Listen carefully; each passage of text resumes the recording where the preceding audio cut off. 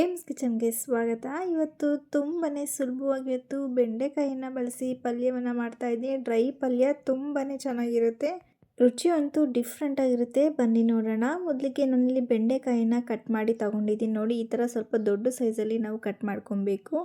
ಈಗ ಒಂದು ಬಾಂಡಿ ತಗೊಂಡಿದ್ದೀನಿ, ಬೆಂಡೆಕಾಯಿಯನ್ನು ಸೇರಿಸ್ಕೊತಾ ಇದ್ದೀನಿ. ಇದಕ್ಕೆ ಎಣ್ಣೆ ಆಗಲಿ ಅರಿಶಿನ ಆಗಲಿ ಏನೂ ಹಾಕೋದು ಬೇಕಾಗಿಲ್ಲ, ಹಾಗೆಯೇ ಹುರ್ಕೊಂಡ್ರೆ ನಮಗೆ ಬೇಗ ಆಗೋಗುತ್ತೆ. ಎಣ್ಣೆ ಹಾಕಿದರೆ ಸ್ವಲ್ಪ ಟೈಮ್ ಹಿಡಿಯುತ್ತೆ. ಎಣ್ಣೆ ಹಾಕಲಿಲ್ಲ ಅಂದರೆ ಸ್ವಲ್ಪ ಬೇಗ ಲೋಳೆ ಎಲ್ಲ ಚೆನ್ನಾಗಿ ಇದು ಡ್ರೈ ಆಗಿಬಿಡುತ್ತೆ, ತುಂಬಾ ಚೆನ್ನಾಗಿರುತ್ತೆ. ಈ ಥರ ಸ್ವಲ್ಪ ದೊಡ್ಡದಾಗಿ ಕಟ್ ಮಾಡ್ಕೊಳ್ಳೋದ್ರಿಂದ ಜಾಸ್ತಿ ಲೋಳೆ ಬರೋದಿಲ್ಲ. ನಾವು ಎಷ್ಟು ಸಣ್ಣ ಕಟ್ ಮಾಡ್ಕೊತೀವಿ ಅಷ್ಟೇ ಜಾಸ್ತಿ ಲೋಳೆ ಎಲ್ಲ ಬಂದ್ಬಿಡುತ್ತೆ, ಅಂಟೋ ಥರ ಆಗಿಬಿಡುತ್ತೆ, ಸ್ವಲ್ಪನೂ ಕೂಡ ಚೆನ್ನಾಗಿ ಬರೋದಿಲ್ಲ. ಈ ಸೈಜಲ್ಲಿ ಇದ್ದರೆ ತುಂಬ ಚೆನ್ನಾಗಿರುತ್ತೆ. ನೋಡಿ, ಇವಾಗ ಚೆನ್ನಾಗಿ ಹುರ್ಕೊಬೇಕು. ಅದು ಲೋಳೆ ಇರಬಾರ್ದು, ಆ ರೀತಿ ನಾವು ಚೆನ್ನಾಗಿ ಹುರ್ಕೊಂಡ್ರೆ ರುಚಿ ಕೂಡ ನಮಗೆ ಅಷ್ಟೇ ಚೆನ್ನಾಗಿ ಬರುತ್ತೆ. ಹುರ್ಕೊಂಡಿದ್ದಾಗಿದೆ. ಇವಾಗ ಅದನ್ನು ಒಂದು ಬಟ್ಲಿಗೆ ತೆಗೆದಿಟ್ಕೊತಾ ಇದ್ದೀನಿ.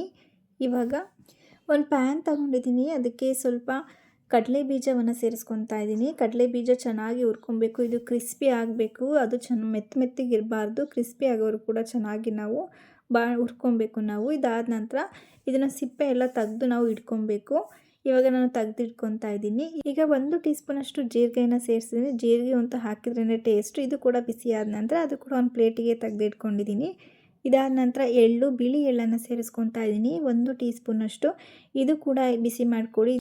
ತುಂಬಾ ಕಡಿಮೆ ಇಂಗ್ರೀಡಿಯೆಂಟ್ಸಲ್ಲಿ ಮಾಡೋವಂಥದ್ದು, ರುಚಿ ಅಂತೂ ಡಿಫ್ರೆಂಟ್ ಆಗಿರುತ್ತೆ. ನೀವು ಕೂಡ ಖಂಡಿತ ಒಮ್ಮೆ ಟ್ರೈ ಮಾಡಿ ನೋಡಿ.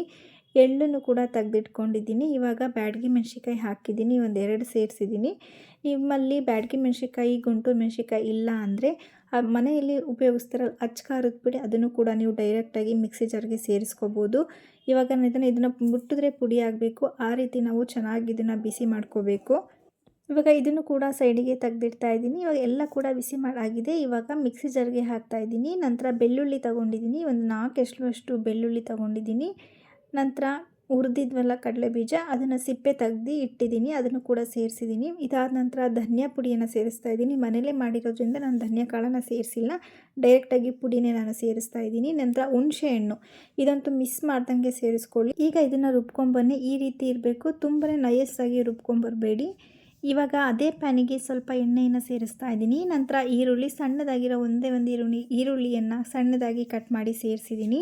ಈರುಳ್ಳಿ ಹಸಿ ವಾಸನೆ ಹೋಗಿ ಸ್ವಲ್ಪ ಬೆಂದರೆ ಸಾಕು ಅಷ್ಟೇ, ಜಾಸ್ತಿ ಬೆಂದರೆ ಚೆನ್ನಾಗಿರೋದಿಲ್ಲ. ನೋಡಿ, ಇಷ್ಟು ಬೆಂದಿದ್ರೆ ಸಾಕು. ಇವಾಗ ನಾವು ಬೆಂಡೆಕಾಯಿಯನ್ನು ಹುರಿದು ಇಟ್ಟಿದ್ವಲ್ಲ ಅದನ್ನು ಸೇರಿಸ್ಕೊತಾ ಇದ್ದೀನಿ.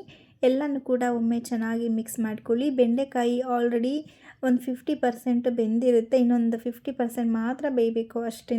ನೋಡಿ, ಇವಾಗ ಚೆನ್ನಾಗಿ ಮಿಕ್ಸ್ ಮಾಡ್ಕೊಂಡಿದ ನಂತರ ರುಚಿಗೆ ತಕ್ಕಷ್ಟು ಉಪ್ಪನ್ನು ಸೇರಿಸ್ತಾ ಇದ್ದೀನಿ. ಮಸಾಲೆ ಎಲ್ಲ ಹಾಕಿದ ಮೇಲೆ ಉಪ್ಪನ್ನು ಸೇರಿಸಬೇಡಿ, ಈಗಲೇ ಹಾಕಿದರೆ ತುಂಬಾ ಚೆನ್ನಾಗಿ ಹಿಡಿದಿರುತ್ತೆ. ಒಂದು 5 ನಿಮಿಷ ಬೆಂದಾದ ನಂತರ ಇವಾಗ ನಾವು ರುಬ್ಬಿದ್ವಲ್ಲ ಮಸಾಲ, ಅದನ್ನು ಸೇರಿಸ್ಕೊತಾ ಇದ್ದೀನಿ. ಮಸಾಲನೂ ಕೂಡ ಘಮ ಅಂತ ಇದೆ, ತುಂಬಾ ಚೆನ್ನಾಗಿರುತ್ತೆ. ಇವಾಗ ಸ್ವಲ್ಪ ಅರಿಶಿನವನ್ನು ಸೇರಿಸ್ಕೊತಾ ಇದ್ದೀನಿ. ಎಲ್ಲನೂ ಕೂಡ ಒಮ್ಮೆ ಚೆನ್ನಾಗಿ ಮಿಕ್ಸ್ ಮಾಡ್ಕೊಳ್ಳಿ. ಎಲ್ಲ ಬೆಂಡೆಕಾಯಿಗೂ ಕೂಡ ಚೆನ್ನಾಗಿ ಹಿಡಿಬೇಕು ಮಸಾಲ, ಆ ರೀತಿ ನಾವು ಚೆನ್ನಾಗಿ ಮಿಕ್ಸ್ ಮಾಡ್ಕೊಬೇಕು.